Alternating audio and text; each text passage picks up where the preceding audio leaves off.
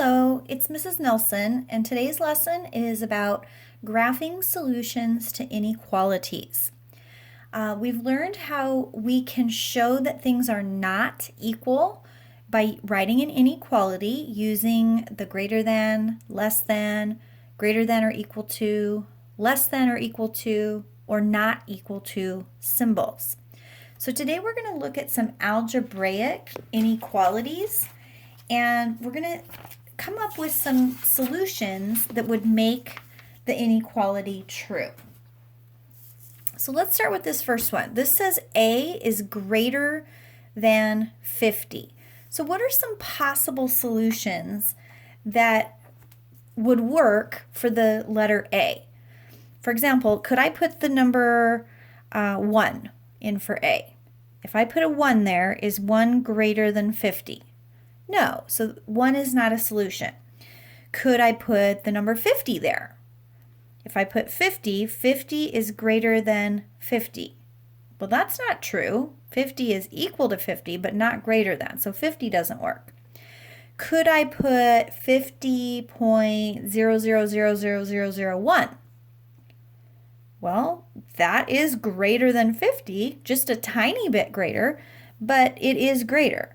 So 50.0000, I don't know how many zeros I said, but that would be a possible solution to this. What about 52? Yes, 52 is greater than 50. What about 89? Yes, that's greater than 50. What about 7,360? Yeah. 7,360 is greater than 50. So you can see that when we have an inequality, there are many possible solutions that make that true. So we can't just say, here's the one answer.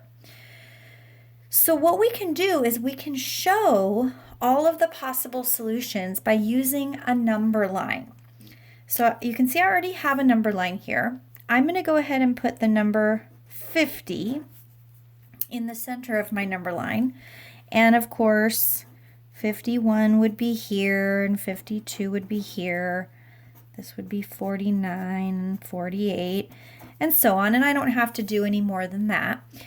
But if I were to put a point at 50, that would mean that 50 is a solution and that 50 would make this true, but we already said 50 does not make this true.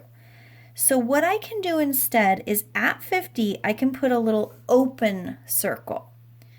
And that means that 50 is not a solution, but I'm going to draw an arrow from here going to the right. And the reason I'm going to the right is because all of these numbers to the right of this are solutions. Notice I'm making it nice and thick so that you can see it, because if I don't, then it might just look like the original number line. But that is showing me that everything bigger than 50 is a solution to this inequality. But the number 50 by itself does not get included. So that's why I have that open circle there. Let's look at this next one. T is less than or equal to 90. So let's first just try 1 again. If I put 1 here, is 1 less than or equal to 90? Yes, definitely is. Is 90? Would that fit there? Yes, because of the little or equal to line. If I put 90 here, 90 is not less than, but it is equal to 90. So 90 is a solution. If I put 95 here, would that work? 95 is less than or equal to 90? No, that doesn't work. If I put -2, would that be true? -2 is less than or equal to 90? Yeah, because we know that all negative numbers are smaller than all positive numbers. So that would work. -2 would work. How about 89 and 9/10. 89 and 9/10. Well, yes, that's less than or equal to 90, so that would be fine. 89 and 9/10. Okay, so if I want to graph this, again, I'm going to go ahead and just start with 90 because I know that that's an important number. And I'll do a few other numbers, 91, 92, 89, 88. Okay, now at 90, I'm going to put a circle, but since it can be equal to 90 and 90 itself is a solution, I'm going to go ahead and shade that in. And then all of these possible solutions are all things that are less than 90. So I'm going to make my arrow going this way. And just because my arrow ends right there does not mean that it's actually ending. That's why I put the actual point on the end to show that that continues on. And any number anywhere down this number line, if I kept on going forever, would be a solution to this inequality. All right, so on this one, do you think that I'm going to use an open or a closed circle? I know I'm going to have 3 as my starting point, and I know I'm going to put a circle there, but is it going to be open or am I going to shade it in? Well, the only time that we shaded it in is if there's the little equal sign with it. So I'm going to keep that open. And let's see, G has to be less than 3. So is 4 less than 3? No. Is 5 less than 3? No. Is 2? Yes. Is 1? Yes. So it looks like my arrow should be going this direction.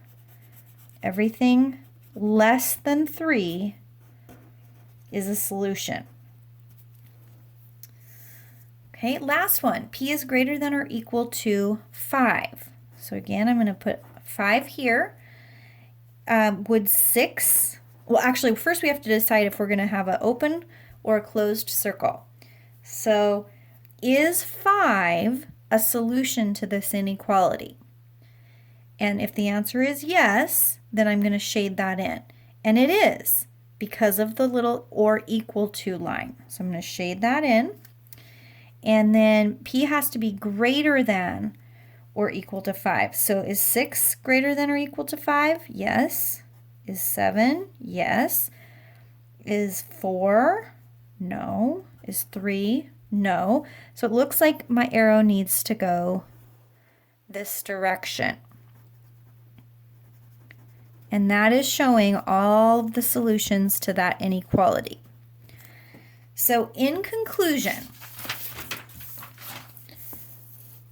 an open circle is going to be used if you have that symbol. Oh, I just did that wrong.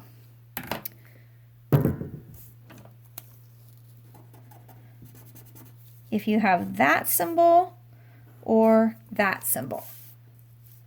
A closed circle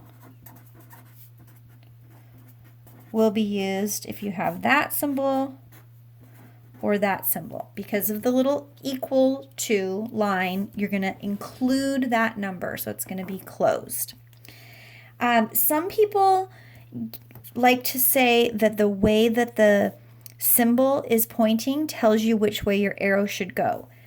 And on these 4 examples, that pattern does seem to match because you'll see that the symbol is pointing to the right and my arrow is pointing to the right.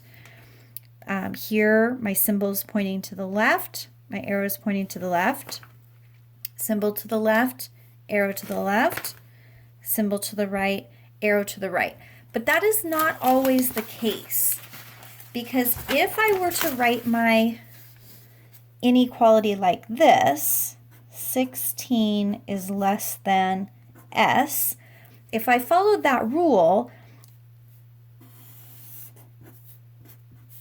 and I put 16 here, then my arrow would be going to the left. But let's stop and think about that for a second. So if there's 16, this would be 17, 18, this would be 15, this would be 14.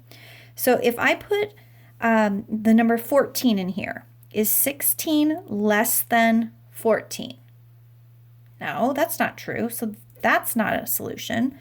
15. If I put 15 in for S, is 16 less than 15? No, 16 is more than 15, so that's not a solution. We cannot close in our circle here because 16 does not make that a true statement. 17, if I put 17 there, 16 is less than 17, or as some of you remember from elementary school, the alligator mouth is eating the bigger number. Yes, that's true. Same with 18. So my arrow should be going that way to show all of the solutions. And that's different than the way this symbol is pointing. So you have to be careful. Please do not think that you can just look at the way that the arrow or the way that the symbol is pointing and make your arrow go the same way. Because if your variable, if your letter happens to be on the other side, that's not going to be true. Okay, so just be careful about that.